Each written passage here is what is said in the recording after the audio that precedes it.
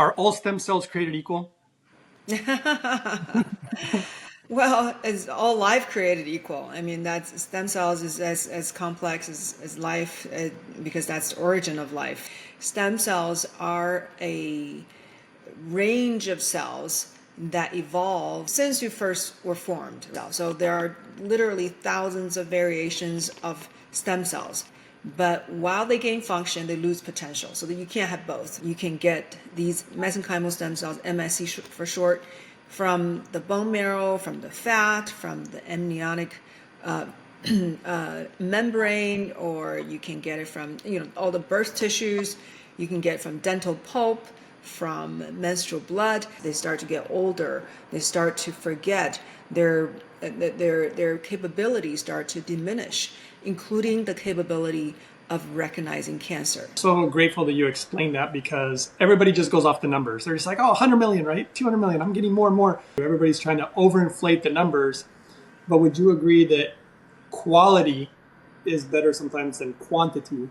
Obviously, you need a certain Absolutely. number. Absolutely. A 9/11 responder, his interview with me actually is on YouTube. He actually went to Mexico because he found a clinic through Joe Rogan's podcast and Yep. thought, well, that has to be the best, right? It's on Joe Rogan. So he went there. He got severe fatigue after the treatment. Not just him, but the 20 people that were there at the same time, they all kept in touch. Everybody got this severe fatigue for 2 months. So he had severe lung damage from being in the pit for 8 months after 9/11. So he was in really bad shape. So he was really trying to save his life because a lot of his colleagues had died.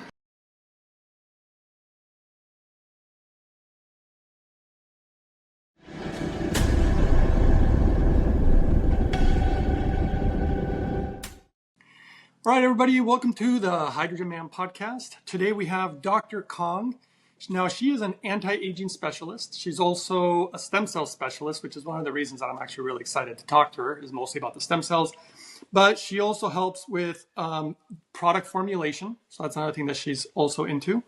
And she also has a stem cell clinic in California. We'll be putting all that information down below if anybody's interested in contacting her. And she's written a really great book called Tiger of Beijing. And she was just telling me about a little bit off camera about how she's a tiger. And that was a memoir. And also, from what I can see here, you studied or trained at UCLA, triple board certified physician. And on it goes. Dr. Kong is amazing. Let's just put it that way. So, welcome, Dr. Kong, to the Hydrogen Man podcast. Thanks for coming on today. Of course. Thank you, Greg. Nice to be here. All right. So, I have a million questions about stem cells. Let's go ahead and first start with, are all stem cells created equal?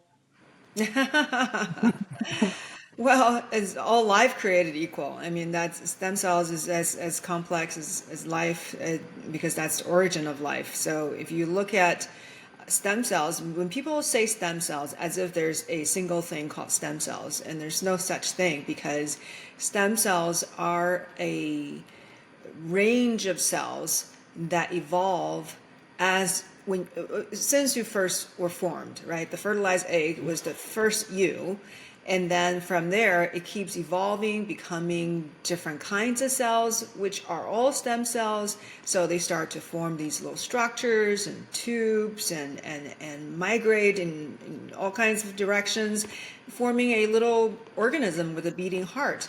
And the heart cells did have working cells. So that's no longer a stem cell. But anywhere before it becomes a heart muscle working cell is a stem cell. So there are literally thousands of variations of stem cells. What they are is that they have capabilities to further differentiate, which means further gain function and evolve. But while they gain function, they lose potential, so that you can't have both. So the wider their potential was, so embryonic stem cells is full of potentials, but then they don't have any particular direction. The moment you start to go into a particular direction, then you start to lose the wide range of capabilities of potentials. So you get more and more specialized until you became the end organ cell, which is no longer a stem cell.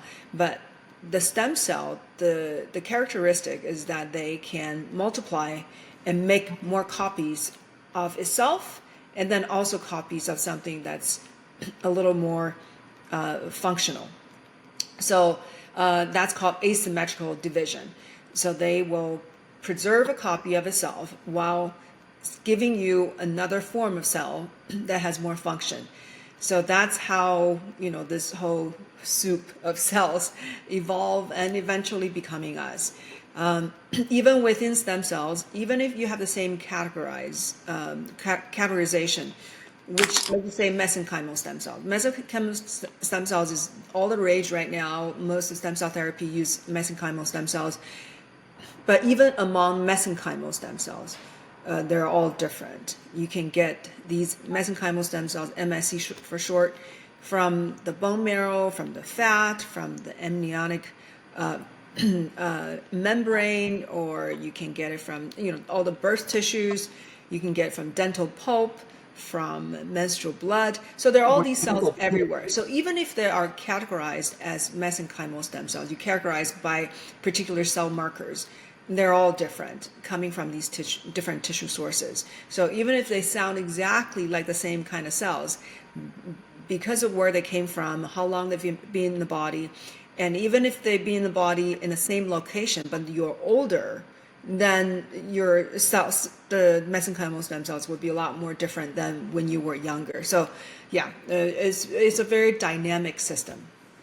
And is this why when they try to take the stem cells specifically from your own body and they try to go into the bone marrow, is it because those are the best ones that they can find in the body, or why do they specifically like to go for those? No, because they were the earliest that we knew of. So you have to look at the history of science.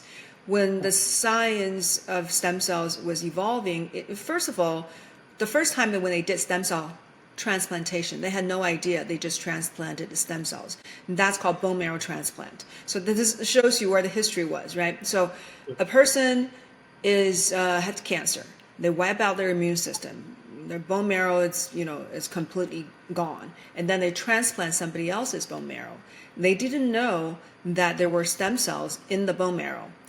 Of course, they had no idea that there are stem cells everywhere in your body. Wherever you have cells, you have stem cells. But they had no idea. So early on, they only thought that there were stem cells in the bone marrow. That's where we humans still keep stem cells. And then they found out, oh my God, it's in the fat tissue, is in all your organs, is literally everywhere. Everywhere you have cells, you have blood vessels, there are going to be stem cells. So because it came early, this idea of using bone marrow to get stem cells, so it's more entrenched as a particular way of doing stem cell therapy. So it's not because it's just so much more special, it's just because we knew about it earlier. So with the latest data that we know right now, is there a specific part of the body that would have the best stem cells if they were taking it out of your body, or is there any update on that? I think the question will be more about when you take it out. So where, yes, different locations, you may get different types of cells, but from the same person, your own bone marrow stem cells will be similar in its quality.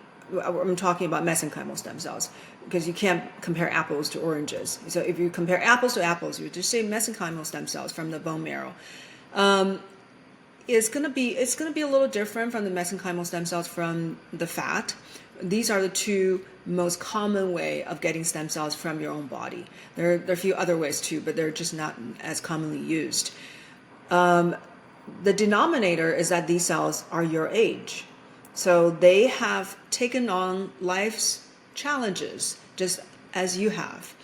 Every breath of polluted air you breathe, every piece of junk food that's not so good for you, you ate, every drink of alcohol, every cigarette you smoked, can all affect these cells. So you carry them with you. One thing that I want to caution people about is that it's not just these cells are actually a little older, a little tired, not as active, not secreting as much growth factors and giving you as much bang for the buck when it comes to therapeutic benefits. they're also a little risky because the older you are, the less intelligence your cells still carry because they start to senesce, they start to get older, they start to forget their capabilities start to diminish, including the capability of recognizing cancer. So younger stem cells are really potent at not just recognizing cancer, but getting rid of them. But older cells have a tendency to be really tolerant because it seems to have forgotten that some cells don't belong in the body. So it tells everything to grow. This is why age is the biggest predictive factor of cancer. So the older you are, the less your immune system is able to recognize it and is able to fight it. So that manifests in the quality of your stem cells. So your stem cells, which generate all your cells, including your immune cells that help you fight everything, they have diminished in their capabilities. So when you give people cells from your own body, there's a much higher chance that it's going to promote cancer.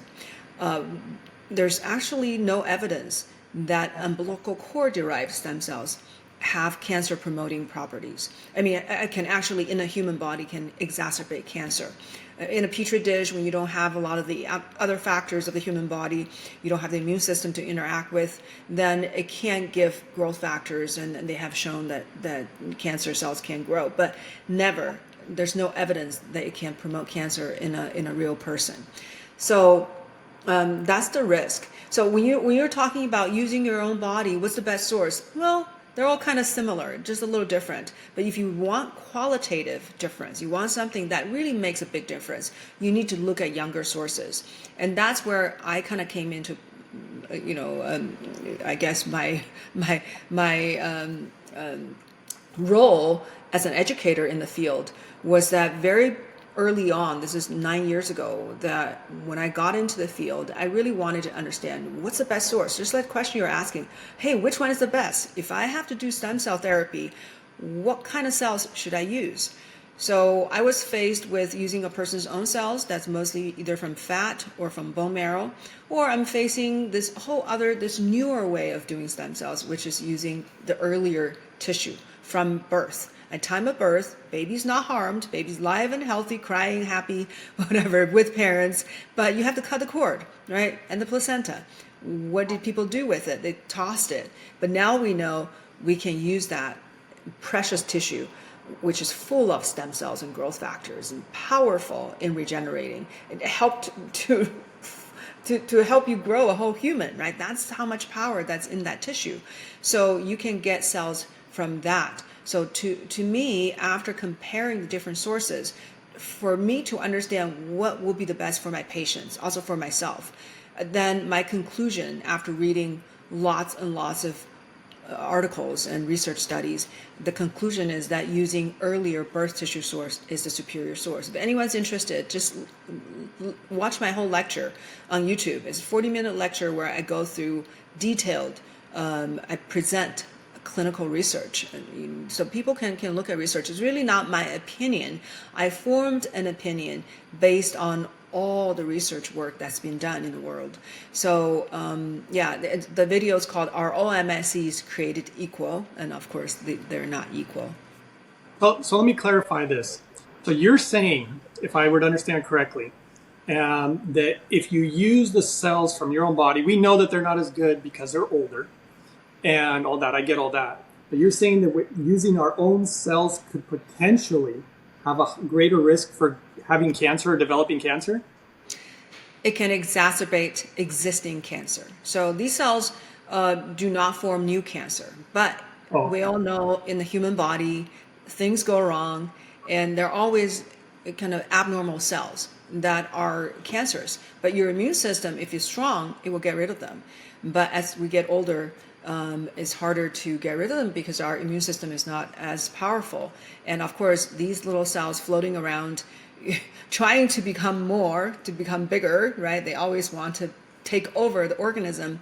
If you give the body certain elements that only tells everything to grow without recognizing that some cells don't belong there and should not be growing, they should die, then you have a problem. So now this is interesting. So if we use, okay, so we use our own cells, you're saying that this would, if cancer was present somewhere, it would potentially help it grow. But if we were to use stem cells from, let's say, an umbilical cord, which they're from something young, they seem to be better from everything that you've researched, in your opinion. Absolutely.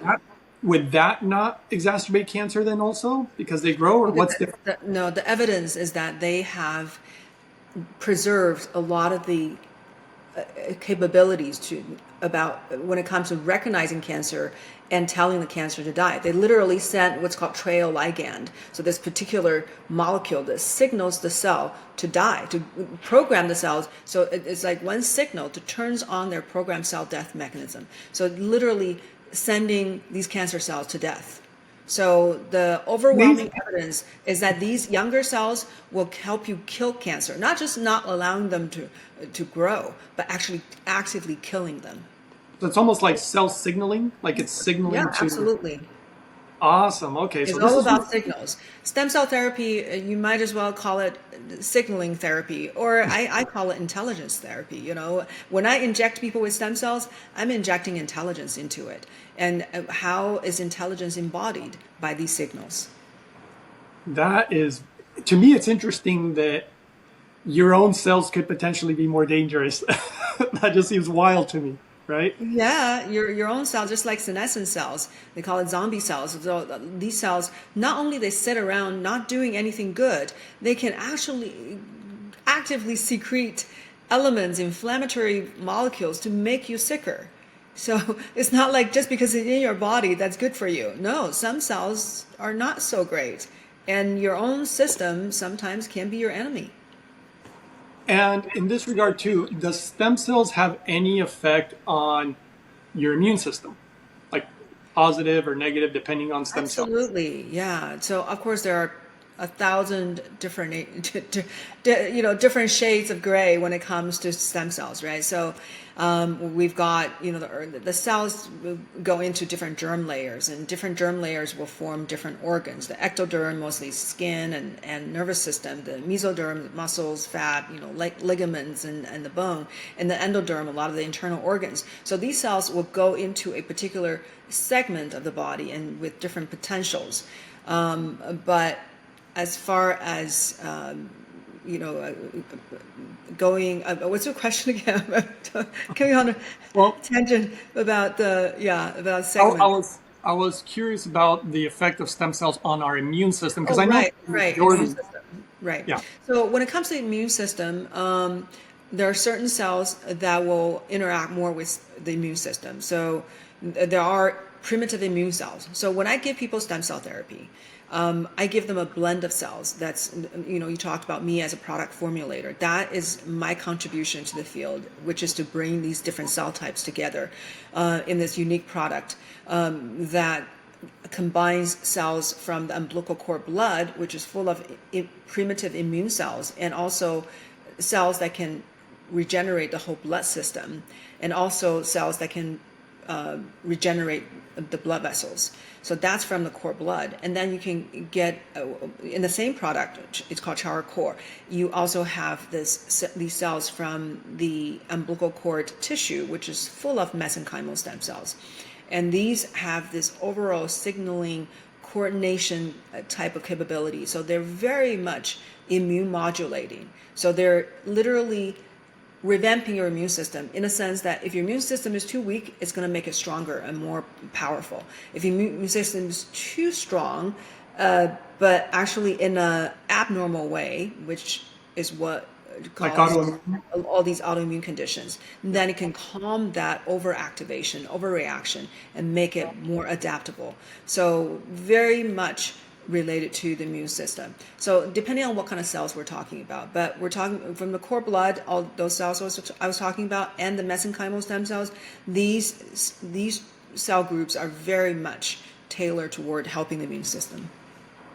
And so, okay, so we have the stem cells that they can take from your body. Some people do it that way. Stem cells that you can get from the umbilical cord, because that seems to be a really great place to get it from. Are there any other types, or is these the main two? The main sources will be from the bone marrow versus the fat versus the birth tissue, which could be umbilical cord or placenta. I prefer the umbilical cord because the umbilical cord cells are all from the baby. But when you get cells from the placenta, it's a mixture. It can be from the baby and can be from the mother. I just prefer these new life forms, right? Cells from this new pristine life form through this reset process. The sperm and egg coming together, flash of light, we've got this whole new reset. So that's a new life that sustained the human species. And that's the kind of cells I want to get from. That's why I really like the umbilical cord. But there are other cell sources too. There are people who are getting it from the menstrual blood. So there are, when women, bleed, they do lose stem cells as well. So it's not just the other cell types. So they do lose some stem cells. So you can get it from the menstrual blood. You can get it from dental pulp. You can literally get it from any tissue. But these are the major sources. So, because there's a lot of clinics out there, obviously doing this, right? And it's always tricky. It's kind of like the world of hydrogen. Everybody's going to tell you something different. And I just want to always get to the truth, which is why I love what you're doing, because you're just looking at the facts and the data, and you're developing your opinions based on, the data, right? Rather than what people say. So that's why I love what you bring to the table, because you do it that way. And so back to these other types of clinics. So again, they either take it from your body, they either get it from like the umbilical cord or whatnot. And then there's other places that they get them from too, like the main sources for clinics, or are these basically the two main sources? No, that's just about, I would say 99% of the clinics, when they do stem cell therapy in the US, will be either from the fat or from the bone marrow or from the most likely umbilical cord stem cells. Yeah, the other 1%, I don't know what they're using. So maybe they're getting it from something else. But yeah, almost everybody is using one of the three. So that really answers the question. Okay. And I think you've already answered why, in your opinion, the ones from the umbilical cord are better. And I think it's extremely fascinating that the ones from your own body potentially could make cancer worse, which is crazy. And then the ones from the umbilical cord. Your own body could be getting you sick. I mean, a lot of people who are sick, there's also an autoimmune condition. Some people think is stem cell disorder. So a lot of people with chronic illnesses, there's already a problem with their stem cells. So if you try to get stem cells from these bodies, sometimes it can be helpful, but sometimes it doesn't work very well, especially when they're pretty sick. And when you mentioned, I was curious about this, dental pulp, what exactly do you mean by dental pulp? Can you elaborate and tell me what exactly? Just the root portion of the tooth. Unfortunately, they didn't educate us very much in medical school. They sent all the knowledge related into the teeth to the dentists. But basically the portion that can grow teeth. So there are stem cells in there. But I don't know anybody that's using that. So it's extremely rare. The only reason I was asking too, and I was curious, was because I was studying to be a dentist a long time ago when I was really young. And I was curious because Japan right now is doing some interesting research where they're able to activate a protein that is shut down in regards to teeth, where you can literally regrow your teeth again. Yeah, I've seen some reports on that. It's very exciting. Yeah. So I thought that was. Yeah, I know. Science is absolutely amazing. We are entering an era of science fiction. So things are no longer crazy, the previous unthinkable. So this is why I'm so excited about the field, is because we are encountering unprecedented possibilities and unprecedented ability to heal and repair and regenerate. So this is where the passion came from. Not just me, but I've encountered a lot of doctors. I've trained a lot of doctors. I see that spark in their eyes. They feel like, oh my God, finally I find something that can really make a difference.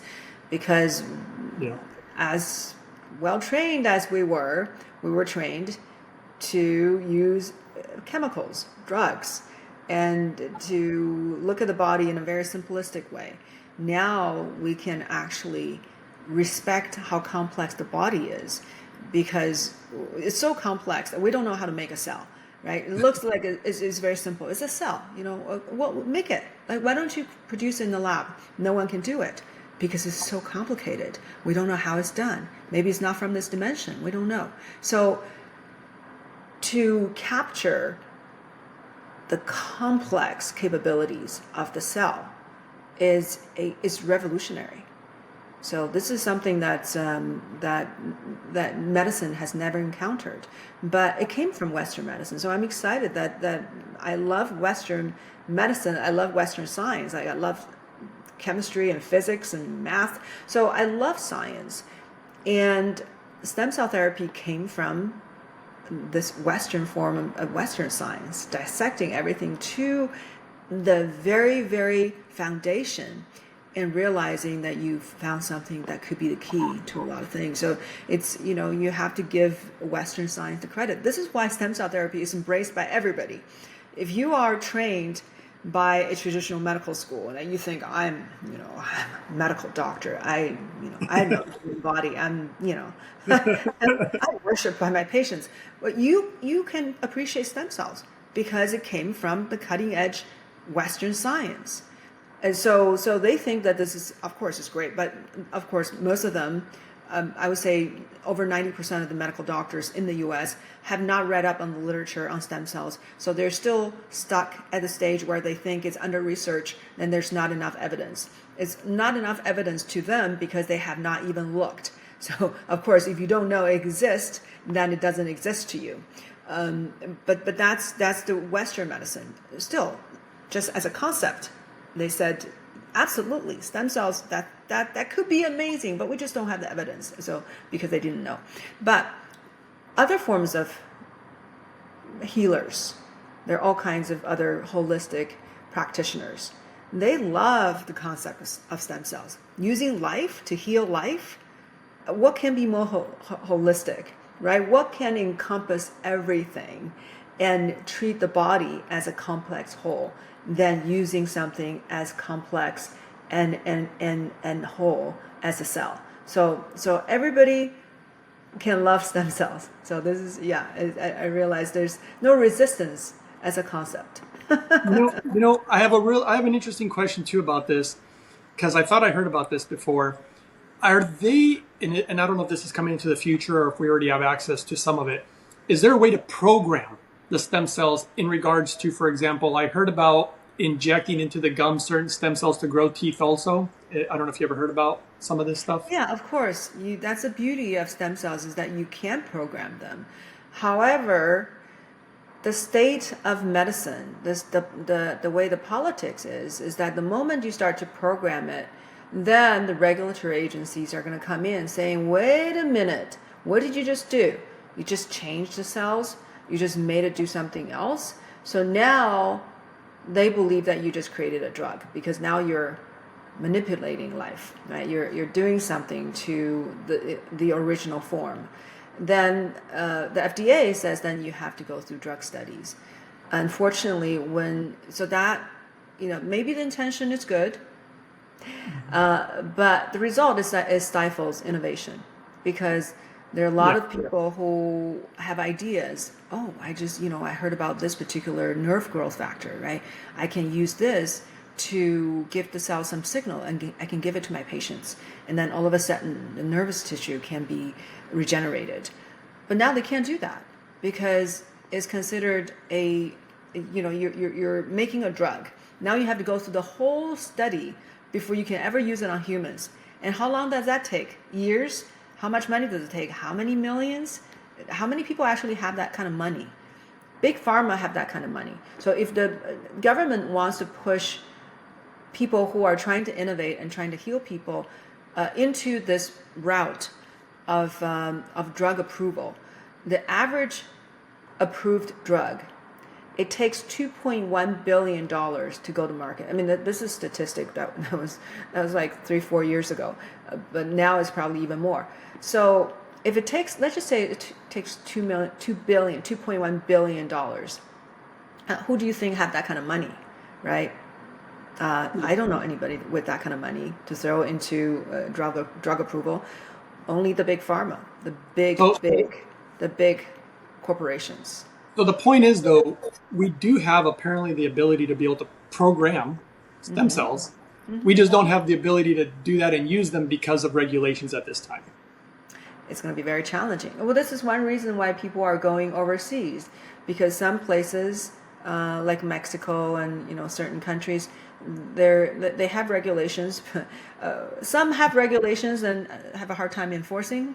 Some just don't have it. So that's why a lot of companies just go overseas and start doing whatever they think that they want to do. So it does help move things faster. But then it's true, it's also not very regulated. Right. There are potential problems. So have you seen anybody in the world at this time programming stem cells and using them in certain unique and interesting ways, as far as you know at this moment or in time? Oh, I've heard about people doing that in Mexico. Yeah, but For what purpose though? Like what exactly are they programming them for? What are they using them for? This would be interesting. To regenerate brain, brain tissues. A lot of people with degenerative brain conditions, Parkinson's, Alzheimer's, traumatic brain injury, stroke, etc. So the nervous tissue is one of the hardest to regrow. So that's what they were targeting. That's super interesting. And has there been any negative side effects from programmed stem cells that you know of? I have not, because we cannot use those. So I have not followed those research as closely, but can things go wrong with reprogramming cells? Absolutely. Just like the induced pluripotent stem cell. So this is, developed by or discovered by Japanese scientists, where they found certain molecules, Yamanaka factors, where you can give a cell or signal the cell, and an adult cells from your skin can be reprogrammed back to the embryonic state. So that sounds like end all be all, right? Imagine if I can just take a little cell from your skin and make an embryonic stem cells out of it, and now I can grow anything out of it. Wouldn't that be amazing? The problem is that they can't control it. So there's a high chance of tumor formation. So these are actually cells that can form fresh tumors, just like embryonic stem cells that you can obtain from day 5 to 7 after fertilization. There's a high chance of what's called teratoma, which is a new tumor formation of uncontrollable growth of different tissues. So it has that potential. Yes, things can go wrong when you decide to tell the cell to go certain directions. Some of the ways that they're doing it also can be problematic. They were using viral vectors. They were inserting different genetic information into the cells, and that can cause different problems. So it's not without risks when you start to manipulate nature. That's actually super interesting, and I can see why using something like from the umbilical cord, you're basically just using nature, the way nature does it, right? Mm-hmm. Rather than trying to manipulate nature, which sometimes can get us in trouble. I think we've seen that a lot. Mm-hmm. And so, is there a possibility for certain parents, like if a woman was to have a baby, and before I even get to the question, I'm curious on your opinion about this because I've read a lot about this. When a woman has a baby, you know how they like to basically cut the umbilical cord pretty fast? Do you have a belief about leaving the umbilical cord attached for a certain amount of time? Yeah, sure. Drain the blood back into the baby. I'm sure that's really great. You're returning a lot of the stem cells and a lot of the regenerative elements back into the baby. I think that's great. How long, in your opinion? Because we don't get, this is all just. I don't know. That is beyond my.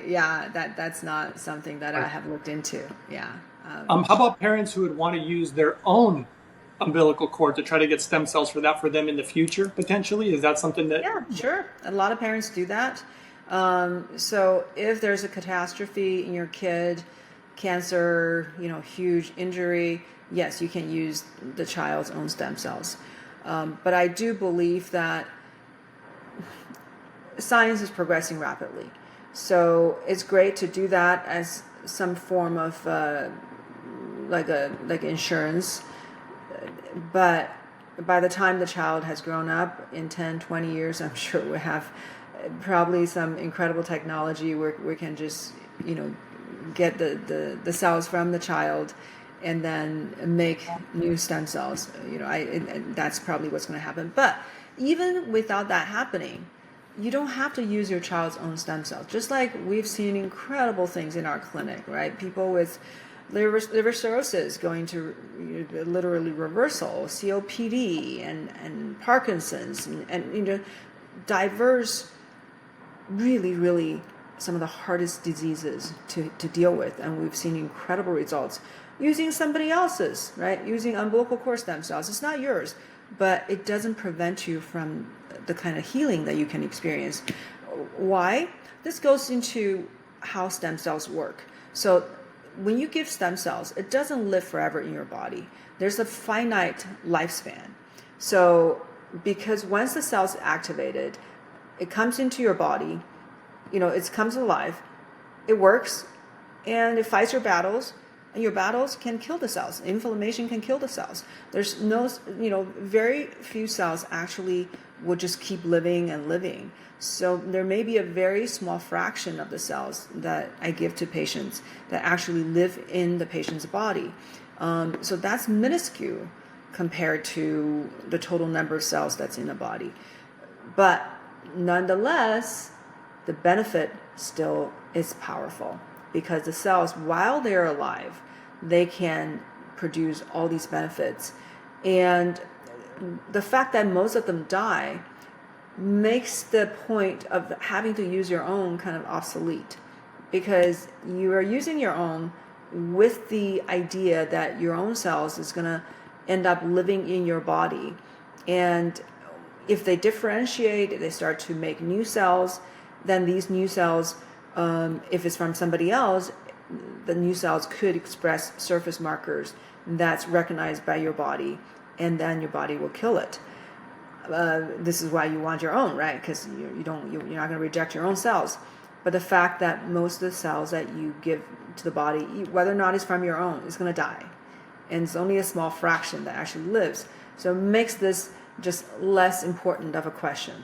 I think, I'm perfectly happy using other people's cells and has, produced incredible results.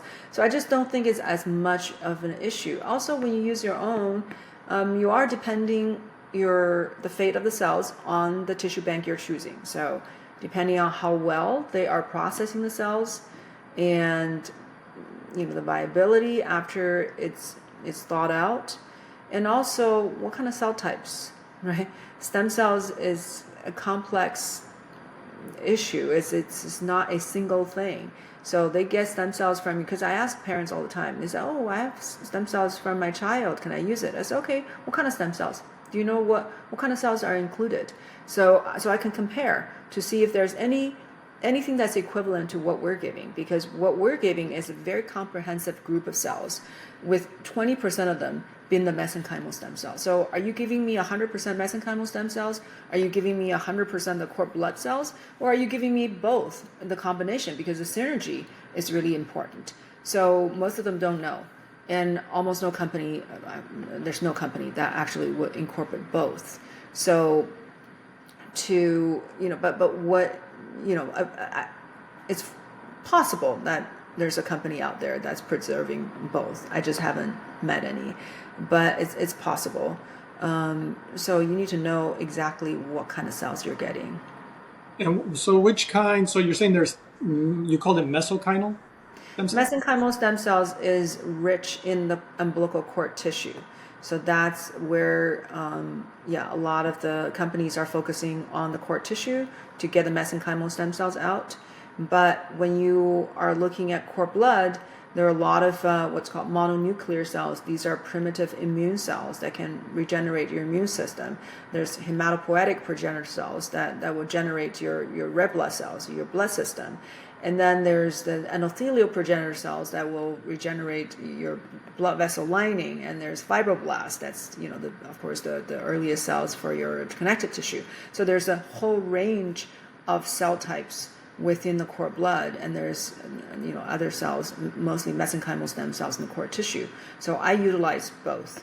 I also bring in amniotic membrane cells, which has its own its own benefits, its own kind of a specialization, because it will help the cells to develop into a different, tailored toward different tissue development. So if you bring all those in, then you're going to get more, I think, more healing for more types of systems. So there's basically more complete healing. That kind of makes sense. And this is probably a really stupid question, but I'm just curious. What about stem cells from animals that have certain properties? Has there been any talk about any of this? There are countries that are using it.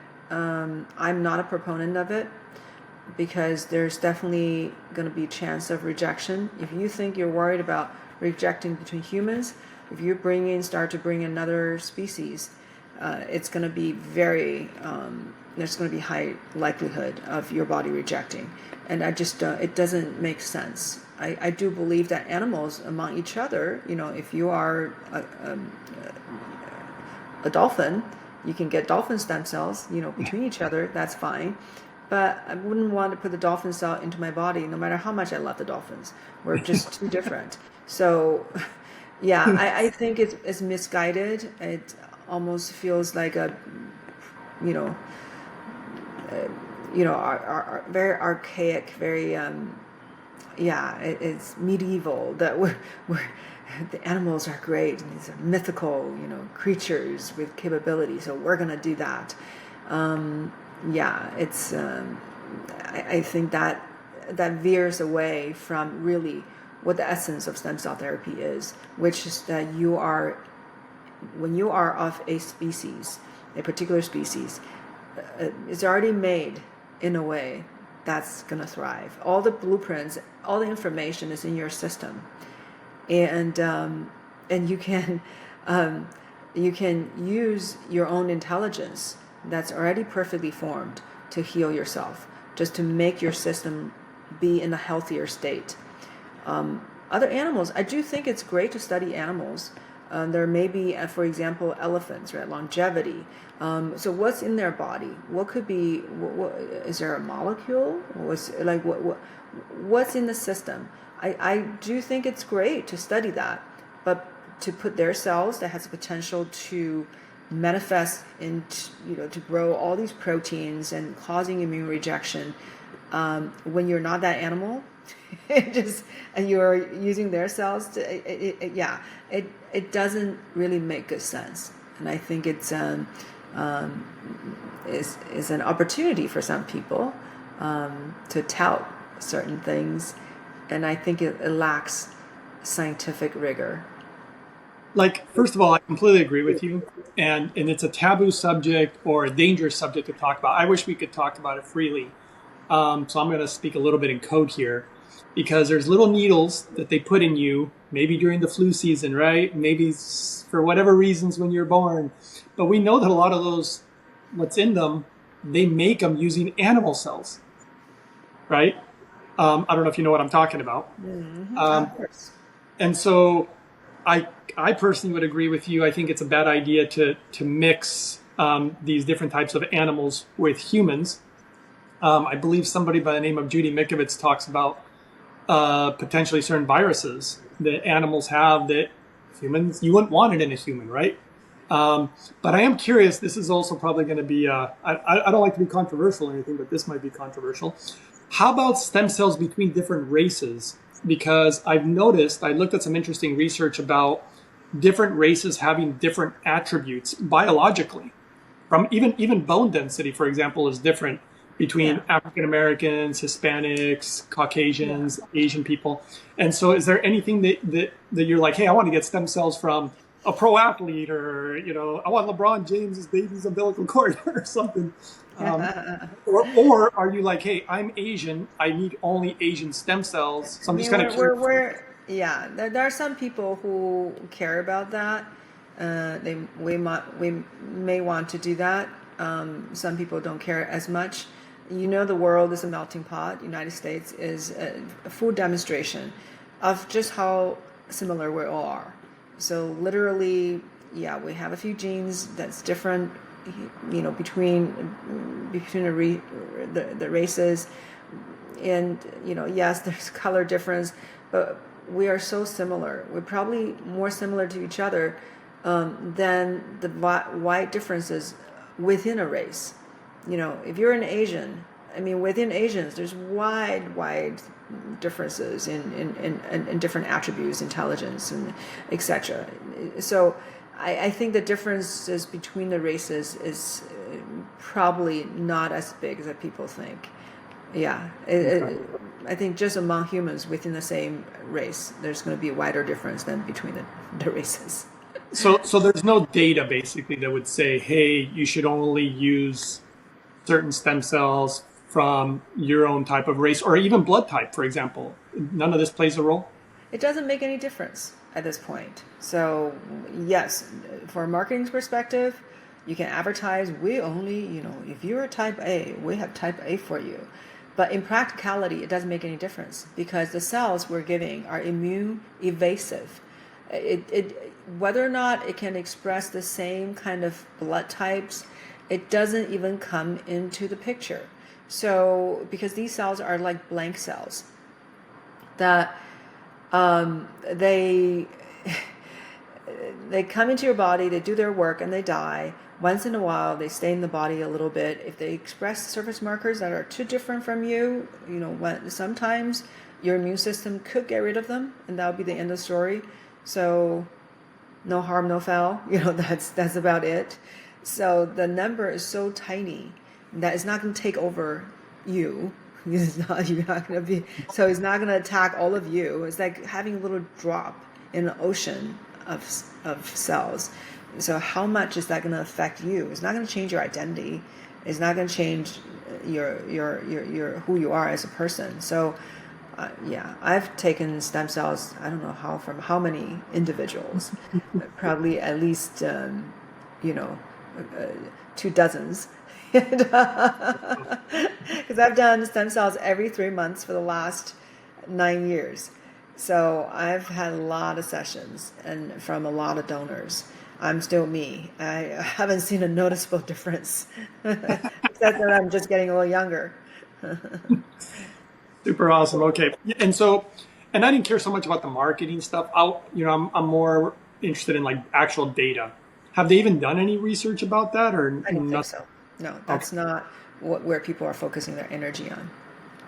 Okay, so that's interesting. And then, so the other thing that I was kind of curious about is there anything that, in your opinion, or where there is data that enhances how good these stem cells that you potentially use in order to enhance the effects, the positive effects? Is there any way to enhance how good stem cells work, like just the way that you treat yourself? Yeah, of course. There are a lot of things. I mean, the whole stem cell production, they're interested in knowing what's going to enhance the viability of the cells. Will make these cells healthier. So the ozone and very low dose ozone can spur the cells to be more active and more healthy. So it has to be the right dose. It can't be a lot, that could be toxic to cells. So it has to be just the right amount. It can help the cells to be healthier. Oxygen, right? And hydrogen. I know you love hydrogen. So there are data that it can help with cell proliferation and cell growth. Or light. We use laser light in the clinic, red light, green, purple light, different wavelengths, different frequencies can talk to the cells in different ways. And we know that they can enhance cells' ability to differentiate and make them healthier and make them more, their mitochondria to be more vibrant. And there are hyperbaric oxygen, right? That's the oxygen therapy. So that we know can trigger stem cell release. And we give people certain supplements at our clinic that's as part of the treatment, including stem regen. So, or nitric oxide. Nitric oxide can help with stem cell mobilization, activation. And stem regen can help release a lot of stem cells from the bone marrow. So when I give people stem cells, Some of them may want to go back to the bone marrow. No, we want them to come out and keep working. The number of circulating cells correlates with how fast and how well a person can heal. So we want them circulating. So we utilize everything we can already in the clinic with different supplements, with energy therapy, with hydrogen, and with ozone therapy. So we're adding modalities to make these cells even more effective and work at a higher level. That's what I really loved about your protocol, that you were looking to those other methods. In fact, doing research for this, I found also they did say the molecular hydrogen appears to be beneficial for stem cells by reducing the oxidative stress, which improves their survival, which seems to be... The first thing when people come to my clinic for stem cell therapy is that we give them a glass of hydrogen water, actually from the Lourdes, the hydrogen machine that you introduced me to. Yeah, I heard you on a podcast and you were talking. I was like, wow, this is very interesting. I need to know the best form of hydrogen for my patients and for myself. So, and then I'm really grateful that I found out more about what's real and what's good, and stop using things that may be actually causing harm. And in the very near future, I'm probably going to introduce you to him. There's another doctor who's been testing. He was testing actually on himself, the hydrogen tablets. He was using the bottles, and he really wasn't seeing much benefit. And then, because he's type 1 diabetic, so he uses it to also monitor blood glucose. And now he started using the Hydrofix, and the benefits were like off the charts. He's like, what's so different about this? And I was talking to him a little while ago. So I'm going to have him on the show at some point, but he's doing a lot of research. He wants to have all the data before we really sit down and talk. And he's even going to be doing some interesting studies as far as like toxicology studies on certain modalities of hydrogen, because that's been one of my concerns. And I know that would be important, I assume, with stem cells, right? You don't want certain things that would impede or affect their ability to work as good as they can, right? Mm-hmm. Yeah. Does purity, in your opinion, because this has been a lot of my protocols, in your opinion, does purity really matter? Like the purity of your water, the purity of your food, of course, the purity of your hydrogen? Toxicity is a big problem. Actually, that's one of the things. I would say 90% of patients getting stem cell therapy at our clinic will receive benefits. But the more toxic your body is, the less the benefit will be. And some, it will be a lot less, to a point where they say, well, I don't notice a difference. So people like that, there are two main causes when people don't notice benefit. One is that they're too toxic. So it's almost like their cells were seized by the enemy and is stuck and frozen in the state of dysfunction. So it's very hard to bring them back. It's like your machinery is clogged. It's literally stuck. So you need to unstuck your machine. Otherwise, nothing is going to be made. So toxicity or underlying infection are big issues that's keeping the body at a state that would just not repair. So yeah, toxicity, that's huge. So purity, absolutely. That's why we're really big on purity. Our peptides. That's a big thing in the regenerative or the holistic world, is the peptides. Who can you trust? And what do you? Yeah, there are a lot of people who are touting it. So can you get a source that's actually pure? That's extremely important. I'm so glad that that's important to you. That's been really important to me, and I've definitely noticed a difference. And in your opinion, if somebody wanted to come and get stem cells with you, how long would you suggest for them to work on themselves, as far as like, hey, drink the cleanest water, maybe even use the best hydrogen, try to have a really clean diet, avoid all this garbage? Like, what do you think? I know that it's a hard question to answer because it's going to be different for everybody, but would you have a kind of an average number? You're like, hey, it'd be really great if you tried to treat yourself better before. Yeah, remove all the bad food, all the junk that you put in your body, and remove the product, the daily whatever household products that you're using that's fumigating you. Like this morning, I was in Pilates class and I was finishing up, and my instructor threw the cleansing the paper towel, literally in my face. I'm trying to breathe, and no, I'm breathing toxins. So I kick that off the machine. And because I know I'm bombarded, I'm trying to minimize my exposure. And people who wear all these potent perfumes and, just put these things on their bodies, like, oh my God, when I get a whiff of it, it's like, okay, great. I have to detox from this. So, but you want to avoid putting things in your body that's preventing your physical wellness from manifesting, basically. So that's really important. I'm really glad that you brought that up too, as far as like perfumes, because it literally drives me insane when people wear these strong perfumes. They literally give me a headache. And Oh, you're sensitive, right? You're like a canary in a coal mine. We'll put you somewhere see if you get a headache. well, and and in Japan they have this whole thing. I don't know if it's this way in China. They have a big thing in Japan about don't be wearing like perfumes and certain things because it disrupts people around you.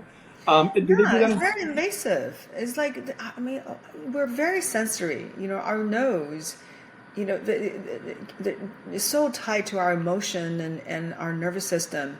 So to wear something that's like attacking, 20 people all around you, like that's very aggressive. And I saw some brain scans in regards to this. I thought it was interesting. I personally, if I ever want to use anything for smells, I just use 100% pure like lavender oil or rose Yeah, I oil. like essential oil, Yeah. rose. Yeah, at one point I think I had, what was it? Was it? There's some tropical fruits that are really just lovely. So yeah, you can use something that comes from nature that we know are actually beneficial, that doesn't have all these hormone disruptors or things that's going to clog up your cells. You say hormone disruptor. This is interesting. Has there been any evidence or anything that shows that certain synthetic perfumes are hormone disruptors? Yeah, yeah, absolutely. Yeah, synthetic products in cosmetics and in household, definitely. Yeah. I'm so, it's so nice to it's refreshing to hear a doctor talk like this because it drives me nuts sometimes. There's so many people out there, doctors or whatnot, and they don't believe in any of that. They're just like, whatever. They just think it's so much garbage. And I'm like, no, you have to take a holistic approach in some ways, right? But yeah, I think the purity thing is really important. I kind of want to ask you. I know we talked about the different types of stem cells, but I always hear people touting the numbers like, oh, you're going to get 100 million stem cells. No, I'm going to give you 900 million stem cells. Does it matter? Uh, yeah, that's a great question because that has confused so many people. So I'll tell you the origin of the number cells, where that came from. It came from research. So when you first study stem cells, then you are required to do experiments on animals, right? So you have to decide on an arbitrary dose. So you may do a common dose is 1 million per kilo of body weight, right? You have to give certain numbers to these poor little mice and see how they do.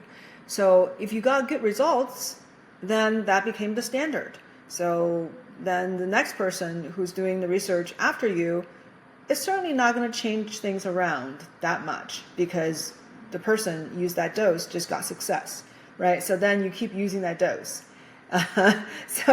What's interesting was eventually somebody's going to study the dose response.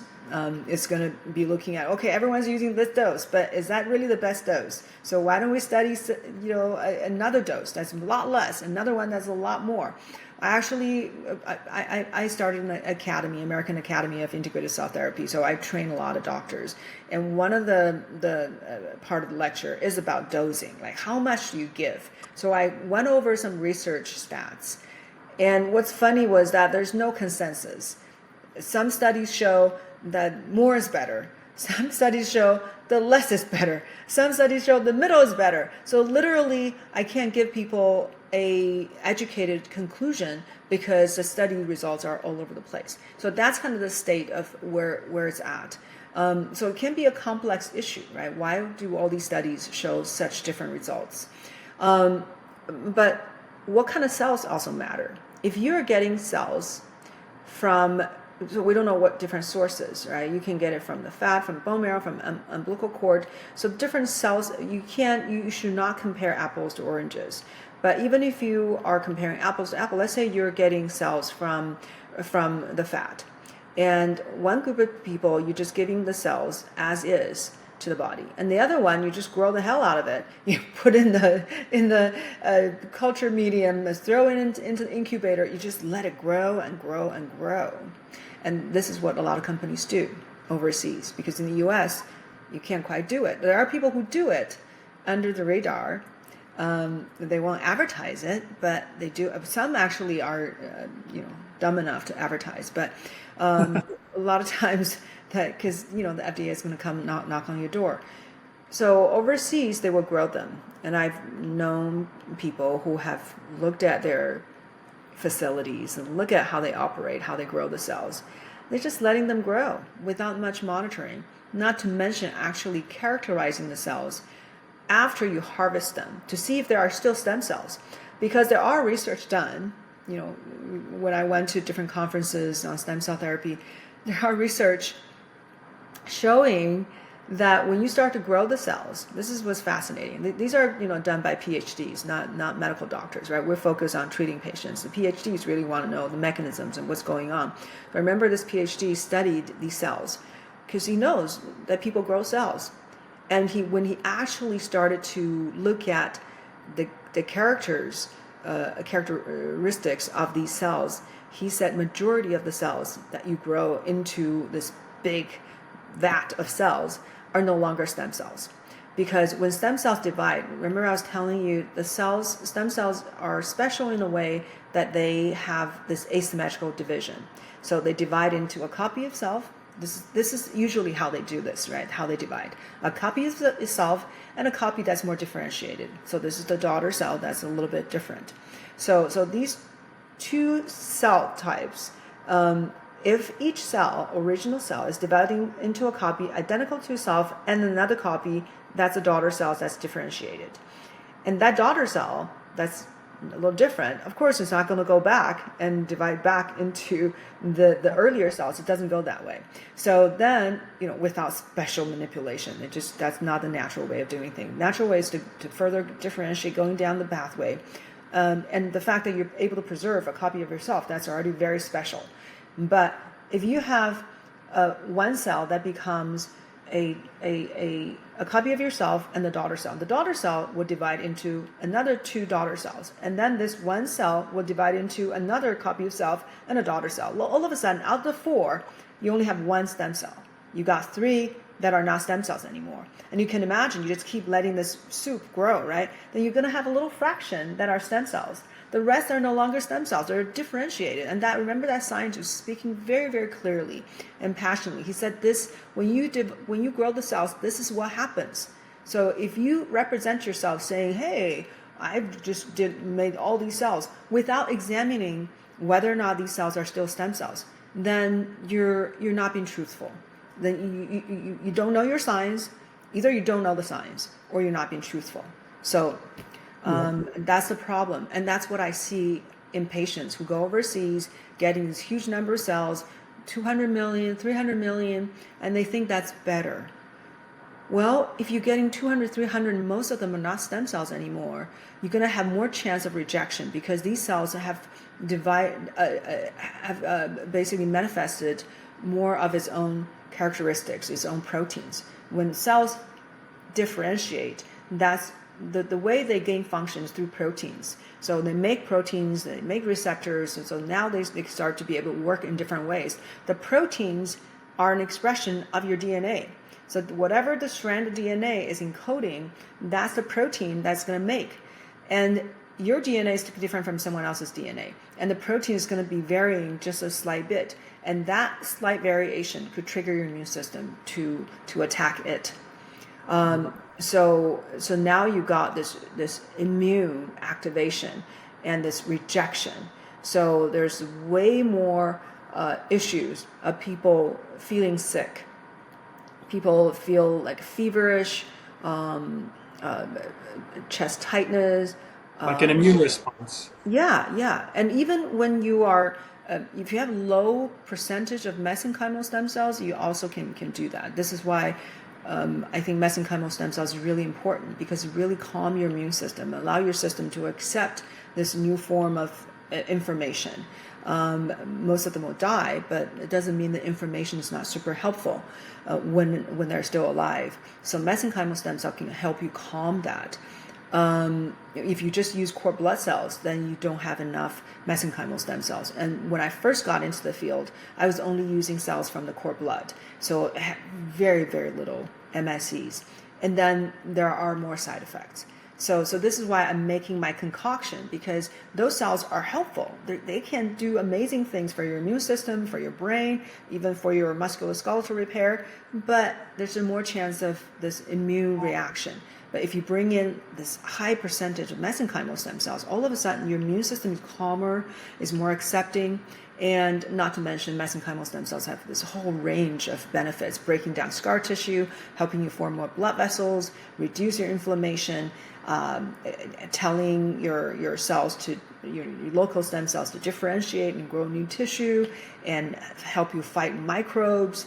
And it can rescue cells that don't have to die. It can kill off cancer cells. So these are mesenchymal stem cells. You want them, right? But you also want the benefit from the other cells. So that's why I have that concoction.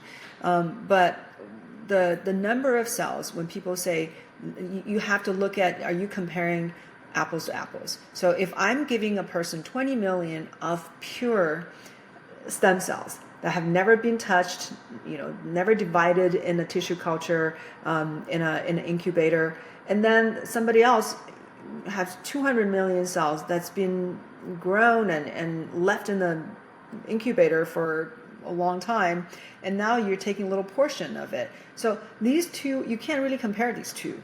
I got 20 million of powerful cells, and out of your 200 million of cells, you'd be lucky to have even 2 million of the cells that are actually stem cells.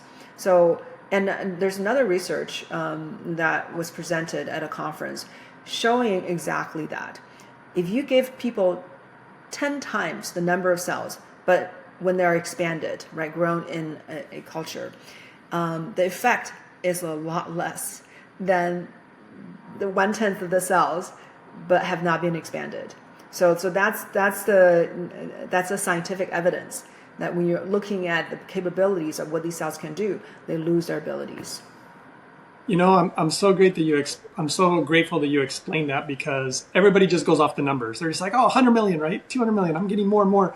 It's funny too that in the world of hydrogen, sometimes it's like that too. Everybody's trying to overinflate the numbers.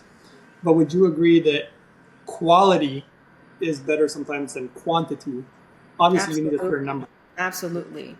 And we have that, in a real world case, a 9/11 responder. His interview with me actually is on YouTube and on my podcast. So if people just want to look at a 9/11 responder, Dr. Joy Kong, that interview should pop right up. So he actually went to Mexico because he found a clinic through Joe Rogan's podcast, and thought, well, that has to be the best, right? It's on Joe Rogan. So he went there. He got severe fatigue after the treatment. Not just him, but the 20 people that were there at the same time, they all kept in touch. Everybody got this severe fatigue for 2 months. So he had severe lung damage from being in the pit for 8 months. After 9/11. So he was in really bad shape. So he was really trying to save his life because a lot of his colleagues had died.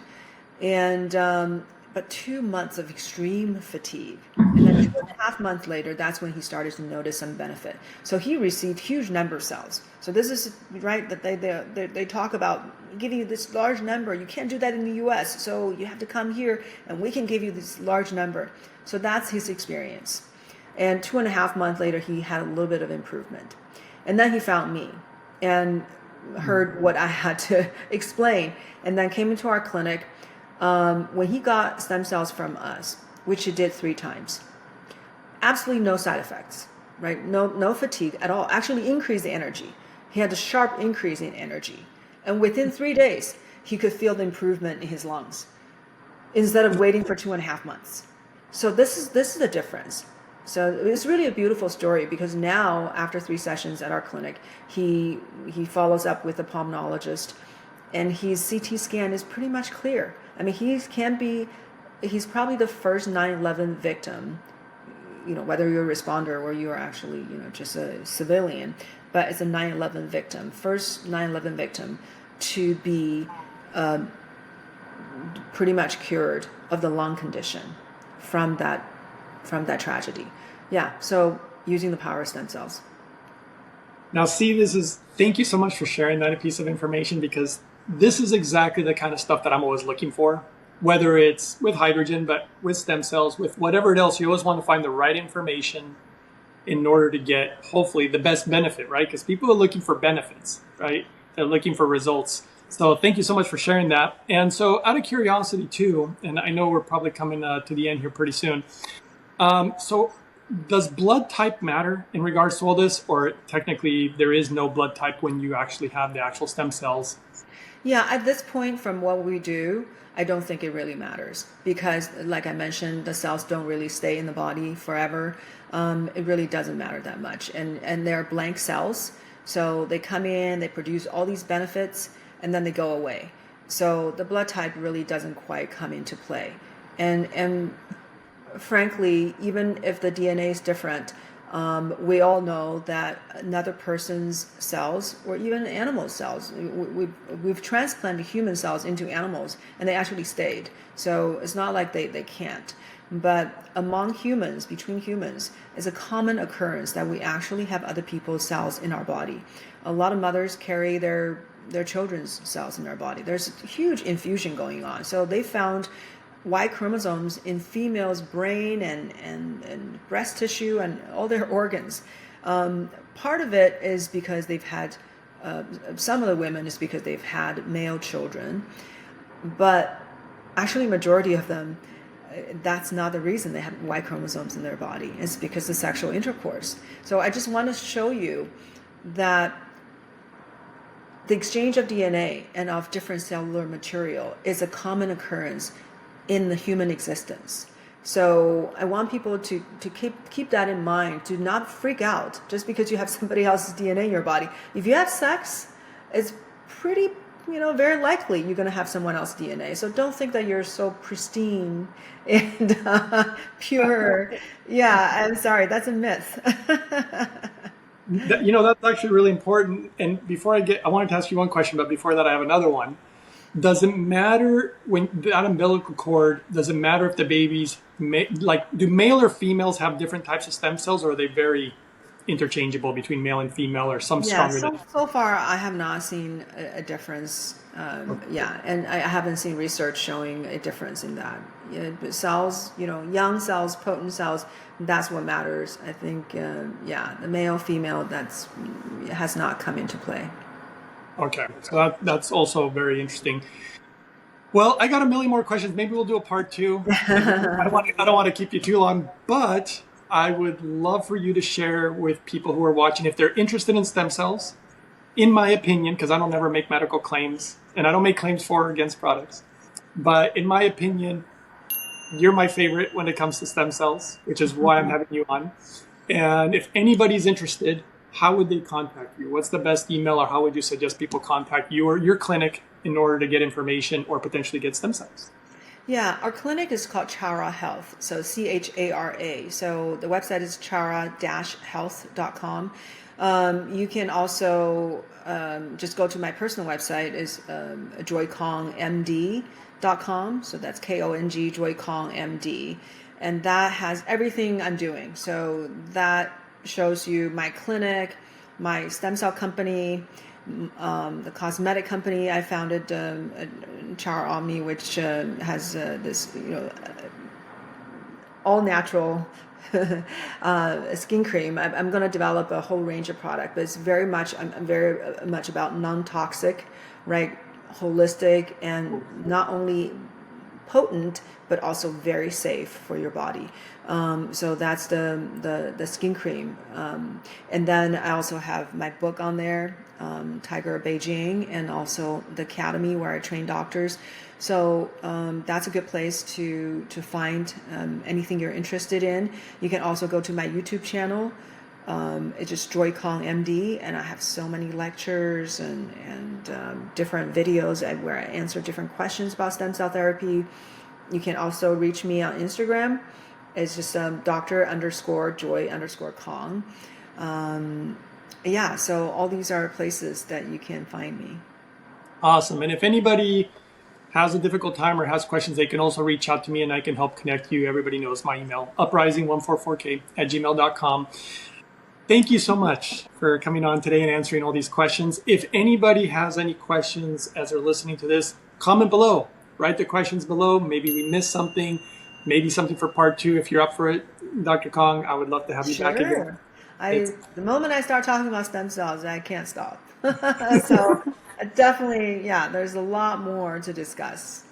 I'm very grateful for you and the work that you do, because I just believe in when you do good things for people, it really feeds your soul. So I appreciate someone like you who's trying to do stem cells on a higher level that's safer, potentially more effective, in an ethical way. You know, I do the same thing with hydrogen and everything else that I try to do. So I'm grateful for people like you in the world.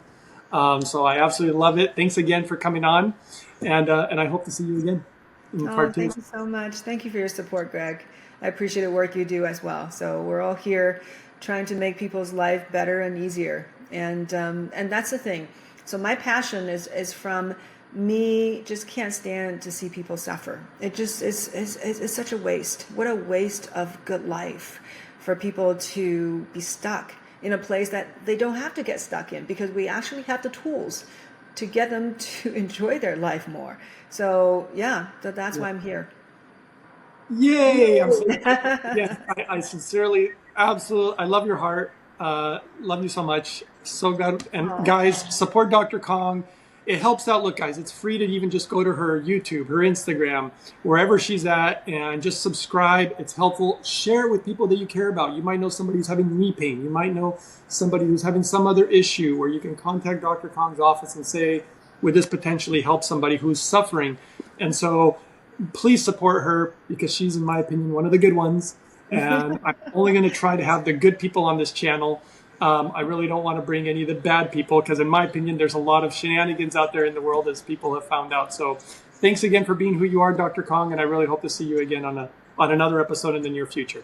Yeah, absolutely. Thank you so much, Greg, for your support. Yeah. Okay. Absolutely. Thanks again for coming on. All right, guys. Till next time. All right. So let me go ahead and